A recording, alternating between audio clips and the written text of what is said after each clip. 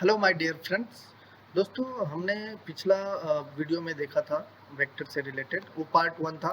आज जो है हमारा पार्ट टू है वेक्टर का। और हमने वेक्टर में जो पढ़ा था वो कहाँ तक पढ़ा था भाई? हमने पढ़ा था एंगल तक, एंगल बिटवीन टू वेक्टर्स। ठीक है।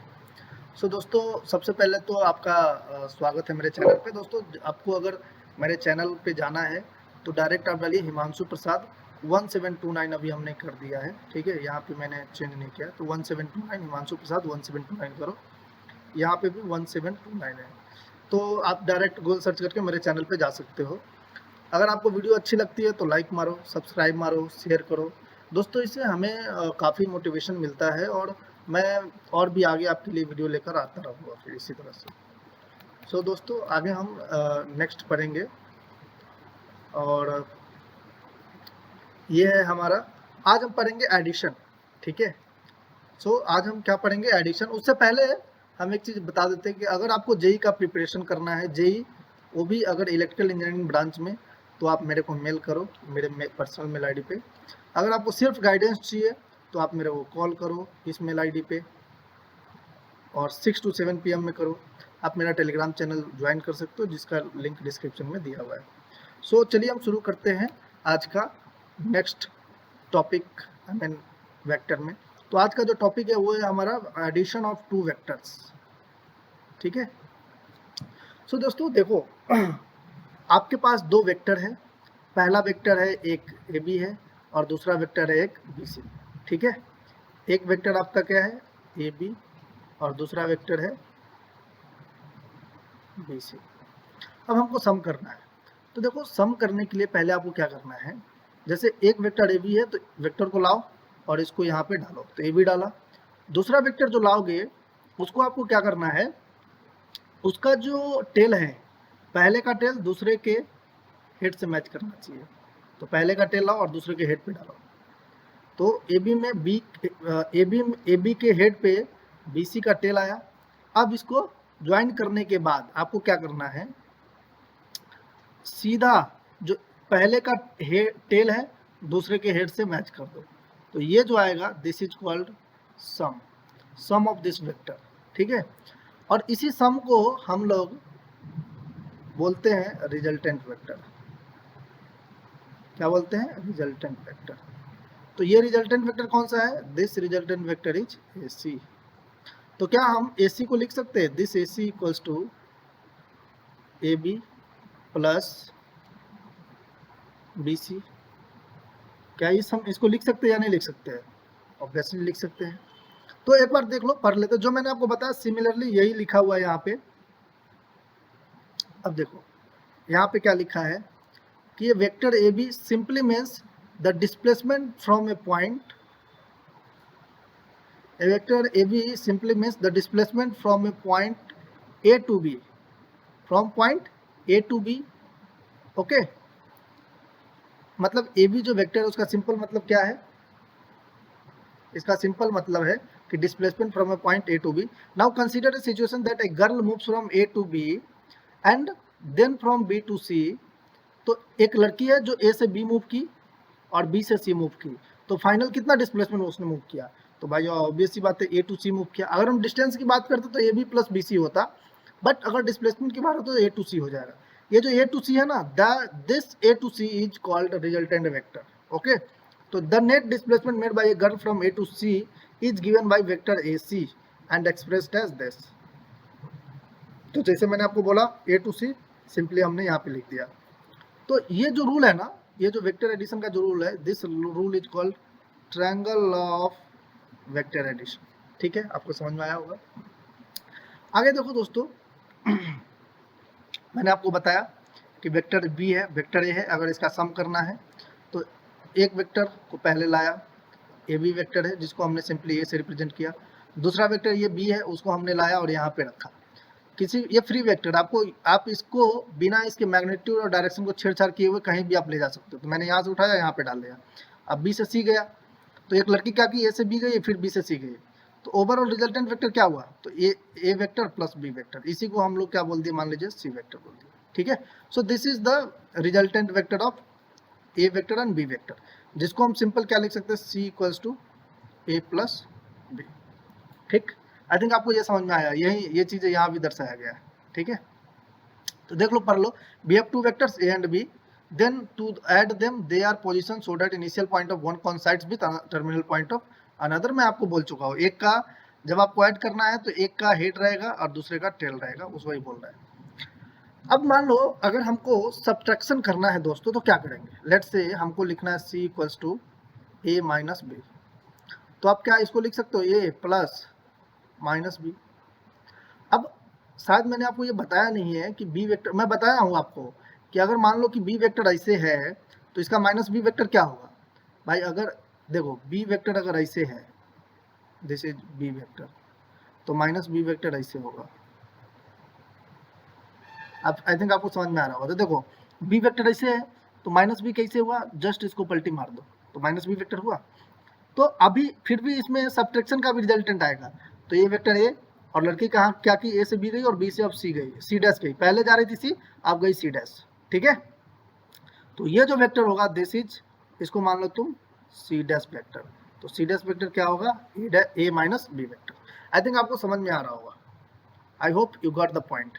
ठीक, अब एक चीज देखो, मैं आपको एक चीज बोलता हूँ कि मान लो एक लड़की क्या की, ए से बी गई, फिर बी से सी गई, और हम क्या कर रहे थे पहले, हम क्या कर रहे थे, ये सी नॉट मान लो यार, मान लो हम पहले क्या कर रहे थे, ए से सी को मिला रहे थे और यहाँ पे एरो दे रहे थे। ठीक है, मतलब ए के टेल से बी के हेड को मिला रहे थे और रिजल्टेंट था, this is c vector. But अभी हम क्या किए, ये जो सी है ना, सी को पलट दिए, यहाँ पे देखो सी को पलटी मारे मतलब माइनस सी, इसको हम लिख सकते हैं माइनस सी वेक्टर। तो भाई ये क्लोज हो गया, देखो लड़की ए से गई बी, बी से सी और फिर ए पर ही आ गई। तो ये बताओ, ए से कोई लड़की बी गई, बी से सी गई और सी से ए पे आ गई, तो रिजल्टेंट क्या होगा, उसका डिस्प्लेसमेंट क्या हुआ, जीरो, तो रिजल्टेंट भी जीरो हो जाएगा। इसीलिए जब भी हम ए प्लस बी और प्लस सी नोट करेंगे ना तो ओवरऑल जीरो आएगा, मतलब a b vector plus B c vector plus c a vector, तो जीरो होगा। देखो यहीं पे लिखा है हमने, a b vector plus B c vector plus c a vector, तो हम क्या इसको फाइनल ए वेक्टर लिख सकते हैं और वो जीरो हो गया। तो यही चीज़ें यहाँ पे बताया गया है दोस्तों, ध्यान रखना। मतलब एक ट्रायंगल में जब एक ट्रायंगल को आप बनाते हो ना, तो उस तीनों ट्रायंगल के साइड का जो सम होता है वेक्टरली, वो जीरो होता है। This means that when the sides of a triangle are taken in order, it leads to zero resultant as what, as the initial and terminal point gets coincided। देखो ना, initial और final point एक ही point पे आ गया ना, इसीलिए zero हो गया। आई थिंक आपको समझ में आ रहा होगा। ठीक है, नेक्स्ट। अब देखो वेक्टर एडिशन का जो है, जो एडिशन ऑफ टू वेक्टर्स है, उसमें दो तरह का रूल होता है। वेक्टर को ऐड करने के दो रूल है, एक ट्रायंगल मेथड और दूसरा होता है पैरेललोग्राम मेथड। ट्रायंगल में वही कि आप ए से बी चलो, बी से सी चलो और फाइनल ए को सी से मिला दो। हम क्या बोले, ए से बी चलो, बी से सी चलो और ए को सी से मिला दो, तो this is called resultant vector. I think आपको समझ में आ रहा होगा। सो दिस इज ट्रायंगल है तो ट्रायंगल रूल इसको बोलते हैं। ठीक है, ट्रायंगल मेथड और हेड टू टेल मेथड, मतलब हेड टू, देखो ना हेड टेल, फिर जो रिजल्टेंट भी बना हेड है और इधर टेल है, तो हेड टू टेल मेथड भी इसको बोलते हैं। ठीक, क्यों बोलते हैं, क्योंकि यहाँ पे देखो head to tail method. Okay, अब देखो भाई, जो हमने तुमको बताया वही चीजें, ये कहानी पूरी लिखी हुई है तो आप पढ़ लेना, नहीं तो मैं तो आपको बता चुका हूँ वही चीजें। अब देखो पैरेललोग्राम मेथड क्या होता है। पैरेललोग्राम में हम लोग पहले ट्रायंगल बना लो। आप देखो ये यू हुआ, यू हुआ, यू, और आप क्या कर सकते हो, इसको सिंपली यहाँ से जोड़ दो, इसको सिंपली मान लो हम यहाँ से लिए और भी को हमने यहाँ पे डाल दिया।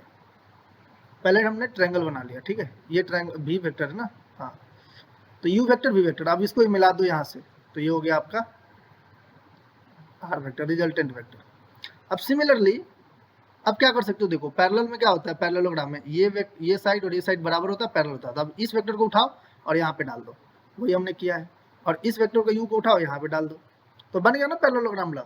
इसी को बोलते हैं पैरेललोग्राम लॉ, मतलब इसमें कुछ है ही नहीं भाई, एक पैरेललोग्राम बना दिया, इसीलिए इसको बोल दिया पैरेललोग्राम मेथड। ठीक है, तो यहाँ पे जो डायगोनल होता है ना, वही होता है रिजल्टेंट वेक्टर।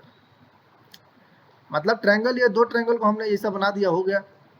ठीक है भाई, तो पैरेललोग्राम बोल दिया, और पैरेललोग्राम में क्या होता है, उसका जो रिजल्टेंट होता है वो होता है आपको डायगोनल। तो ये चीज़ें लिखा हुआ है कि diagonal of the parallelogram is the resultant of u plus v। I think आपको समझ में आई होगी। अब जो हम पढ़ेंगे वो इम्पोर्टेंट होगा। देखो भाई, हम पैरेललोग्राम लॉ के थ्रू जो है आपको बता रहे हैं कि भाई रिजल्टेंट निकालेंगे कैसे। अब जो आर वेक्टर देखो, एक ए वेक्टर है, दूसरा बी वेक्टर है, और तो इधर भी बी हो गया, ये बी के पैरेलल ये वाला, और इस ए के पैरेलल ये। अब हम निकाल रहे हैं इस सी वेक्टर को, this R vector resultant vector, ठीक है। तो भैया ये निकालोगे कैसे, इसका हमको फॉर्मूला निकालना है कि आर का वैल्यू क्या होगा, ठीक है। तो देखो, इसको निकालने के लिए हम क्या करते हैं दोस्तों, सबसे पहले चीज, अभी लेट से हम कहते हैं कि जो बी और ए वेक्टर है उसके बीच में एंगल थीटा है, और जो रिजल्टेंट है वो ए के रेस्पेक्ट में बीटा एंगल बना रहा है, ठीक है। तो ये बताओ, अगर ये बी वेक्टर है और ये हॉरिजॉन्टल लाइन है ए के पैरेलल, तो ऑब्वियसली बात है ये एंगल थीटा ही होगा, ठीक है।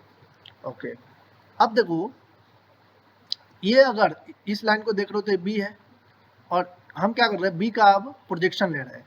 बी का प्रोजेक्शन एक तो ए के डायरेक्शन में, ठीक है, और एक ले रहे हैं ए के परपेंडिकुलर में। तो अगर ये थीटा है और ये अगर बी है, ये पूरा बी है, देखो भाई ये बी है पूरा, तो बताओ ये क्या होगा, ये हॉरिजॉन्टल वाला ये हो जाएगा बी कॉस थीटा।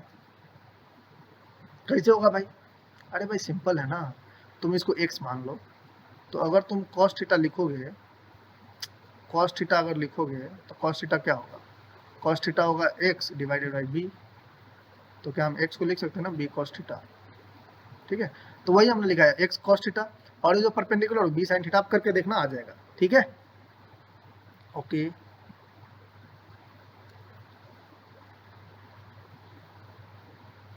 अरे यार एक मिनट ठहरना भैया।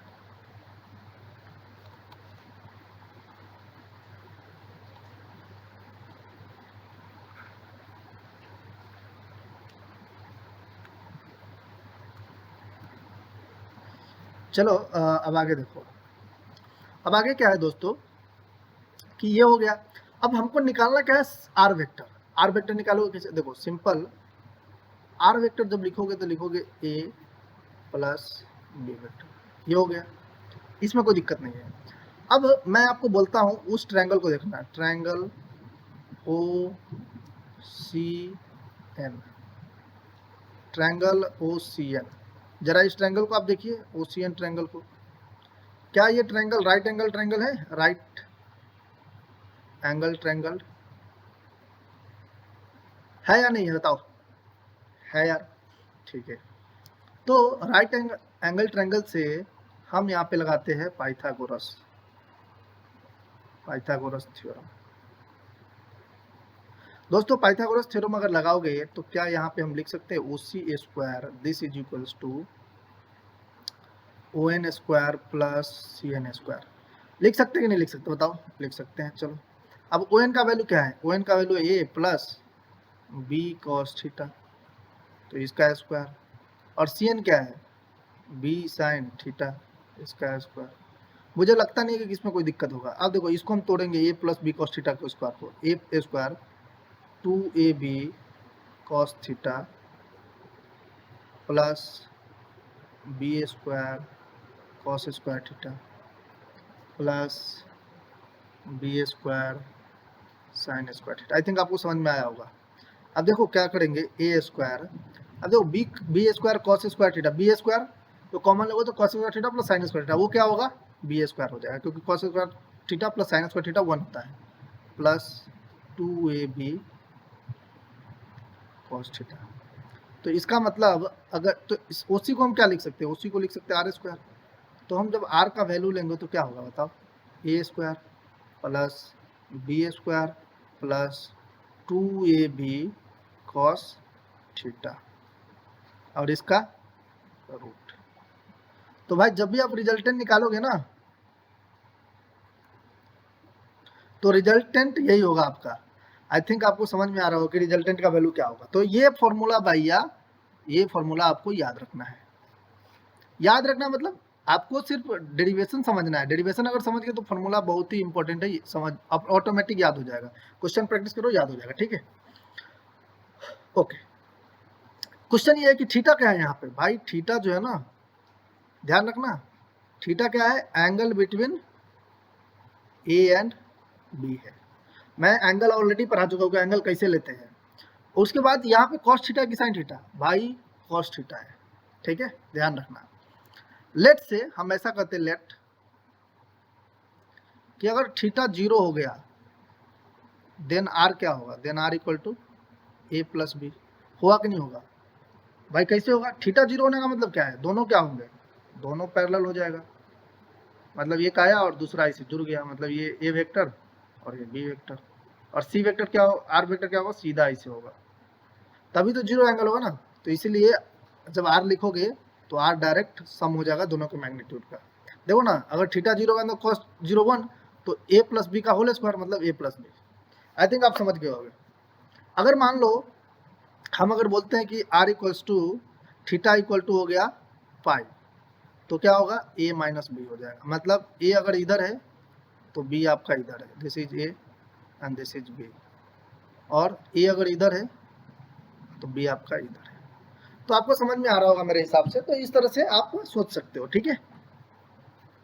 बाकी अगर आपको मान लो कि थीटा जो है, लेट से हम कहते हैं कि सपोज करो कि थीटा जो है पाई बाई 2 है, देन आर, तो आर क्या हो जाएगा, रूट ओवर ए स्क्वायर प्लस बी स्क्वायर, मतलब अगर ए यहाँ पे है तो बी यहाँ पे होगा। अब इसको यहाँ पे रिजल्टेंट खींच दो, मतलब ठीक है, दिस इज आर। तो ये तुम्हारा सिंपल एक पाइथागोरस मतलब राइट एंगल ट्रायंगल बनेगा। तो आई थिंक आपको समझ में आया होगा।